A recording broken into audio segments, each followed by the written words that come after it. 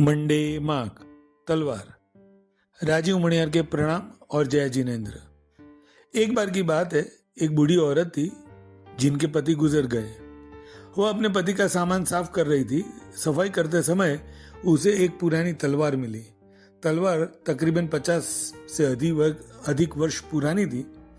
यह पूरी तरह से जंग खाया हुआ था और पहली नजर में उसे फेंक देने का मन हुआ, लेकिन दोबारा सोचने पर इसे बेचने का विचार मन में आया। वह तैयार होके बाजार चली गई। वहां बाजार के एक कबाड़ी की दुकान पे गई और तलवार दिखाई। दुकानदार ने कहा, यह पूरी तरह जंग खा चुकी है, ये कोई काम की नहीं है, फिर भी मैं तुम्हें 500 रुपए दे सकता हूँ। फिर उसने सोचा कि क्यों ना दूसरी दुकानों पर पूछा जाए। वह दूसरी दुकान पर गई जो लोहे की चीजें बेची जाती थी। उसे तलवार दिखाई तो उसने कहा, लोहा अच्छी गुणवत्ता का है, मैं आपको 5000 रुपए दे सकता हूँ। महिला कीमत जानकर खुश हो गई, लेकिन फिर सोचा कि मुझे किसी और दुकान पर भी जाकर पूछना चाहिए, क्या पता ज्यादा मिल जाए। और फिर एक व्यापारी के वहां गई जो पुराना सामान खरीदता और बेचता था।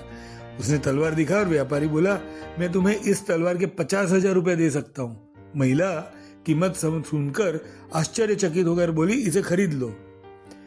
फिर उसने दुकानदार से पूछा, तुम इस तलवार का करोगे क्या?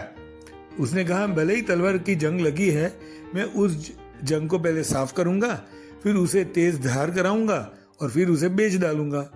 पुराने दिनों में लोहे के निर्माण के लिए जो उपयोग किया जाता था उसमें सबसे बढ़िया सामग्री में से एक है।